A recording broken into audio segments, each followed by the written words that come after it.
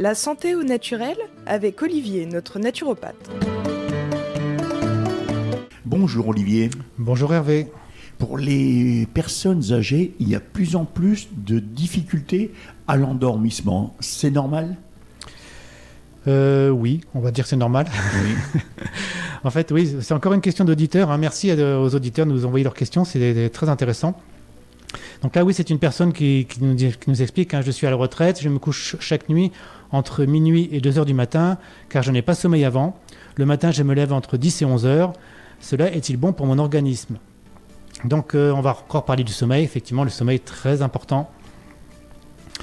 J'ai déjà expliqué à notre sommeil, en fait, notre corps, c'est une horloge biologique avec un cycle qui tourne sur 24 heures.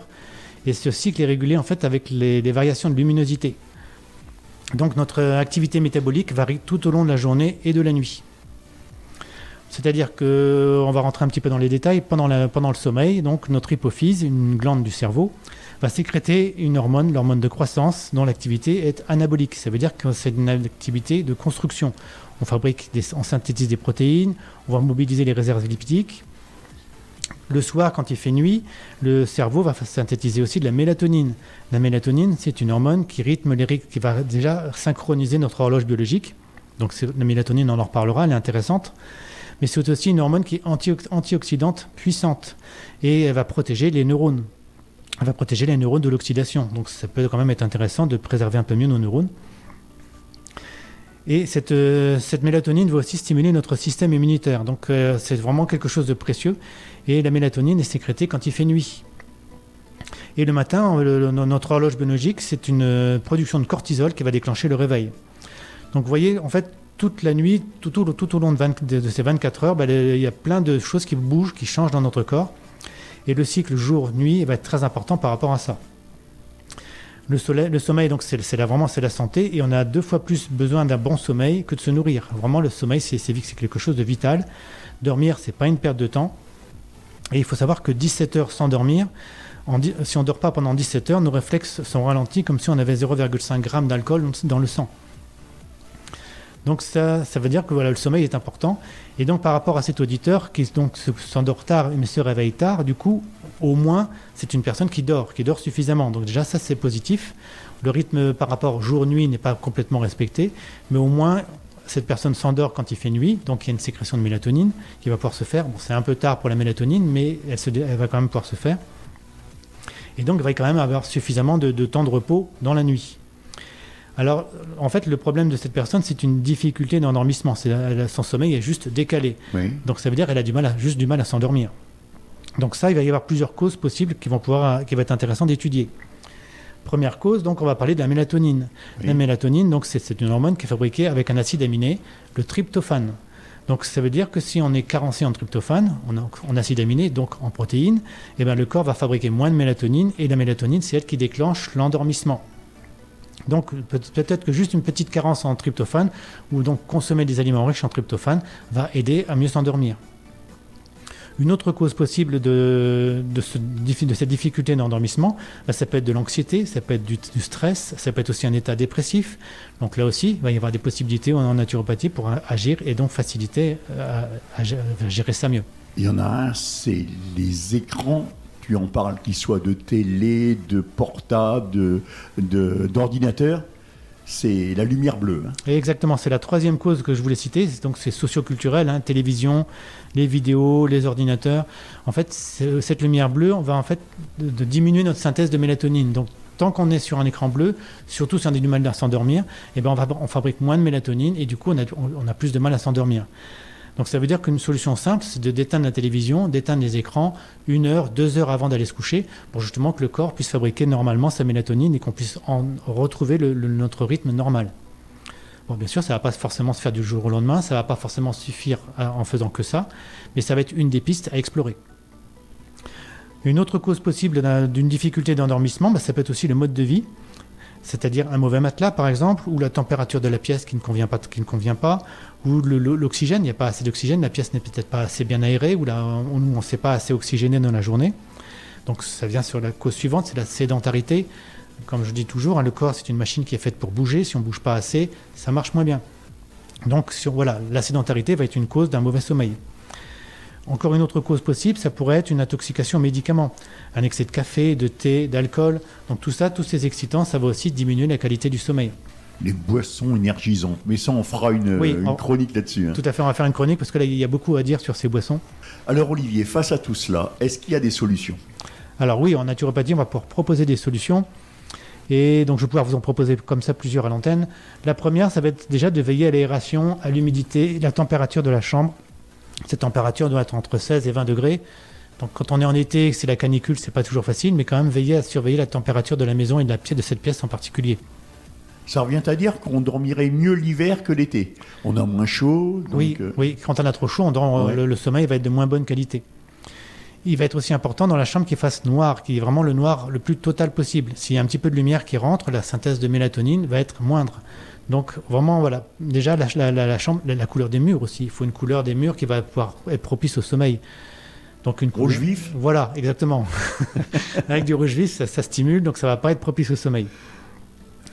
Une piste encore pour améliorer la qualité du sommeil le soir, ça va être d'alléger le repas du soir. Limiter le sucre, c'est-à-dire consommer des sucres à index glycémique bas. Donc le sucre est un excitant, ça fait partie des excitants. Donc si on consomme un plat trop riche, trop stimulant le soir, l'endormissement va être difficile. Donc ça veut dire supprimer tous les excitants. Café, thé, chocolat, sucre, soda comme le coca, l'alcool, le tabac, les épices. Tout ça, on supprime au moins le soir ou au moins à partir de, je dirais, même en début d'après-midi, on commence à surveiller tout ça pour vraiment plus avoir d'excitants et donc favoriser encore l'endormissement le soir. Donc on en parlait tout à l'heure, les écrans bleus, donc pas de télévision, pas d'ordinateur dans la chambre à coucher évidemment, ou alors on les éteint, donc dans ce cas-là ils n'ont plus besoin d'y être. Mais les écrans doivent être éteints à peu près 2 heures avant d'aller se coucher pour vraiment faire pour gérer cette lumière bleue. Le radio-réveil, les pollutions électromagnétiques, les téléphones, tout ça au minimum à 1 mètre du lit. Le soir, éteindre le Wi-Fi, il ne sert à rien, à moins que vous ayez un besoin absolu de Wi-Fi la nuit, mais normalement non. Donc on peut l'éteindre. Donc déjà, ça ce sont des conseils généraux naturopathiques qui vont permettre donc déjà de favoriser l'endormissement le soir.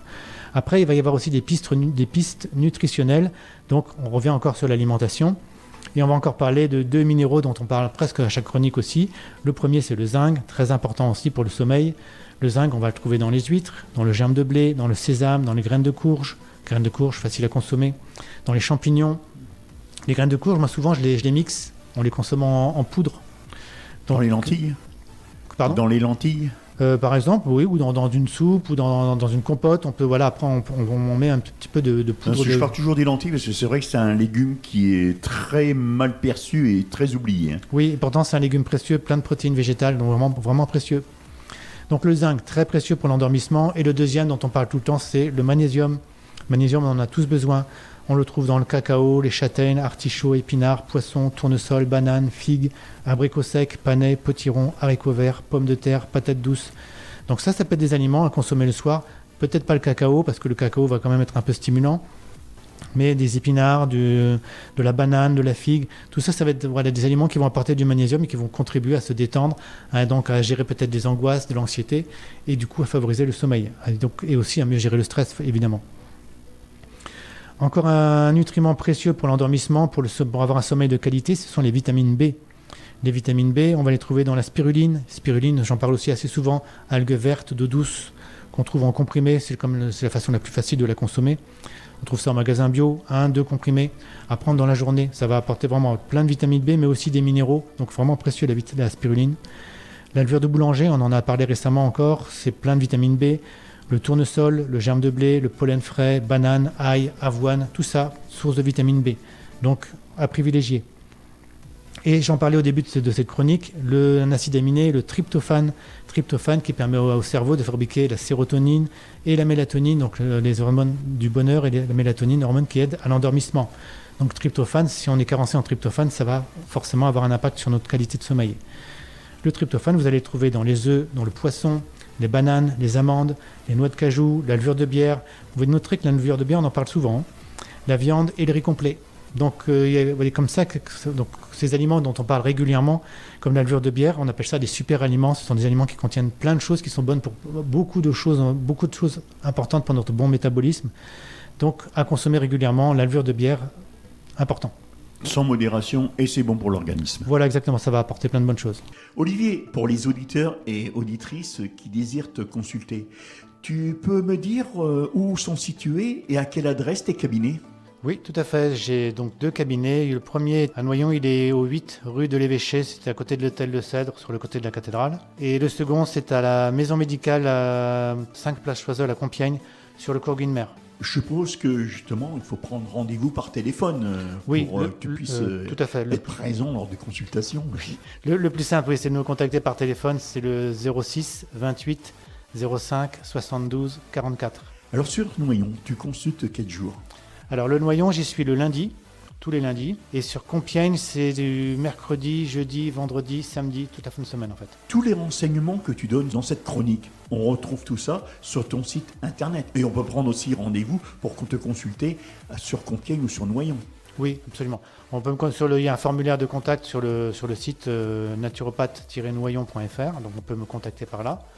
J'ai mis quelques articles aussi avec de l'information qui reprend des fois certaines chroniques.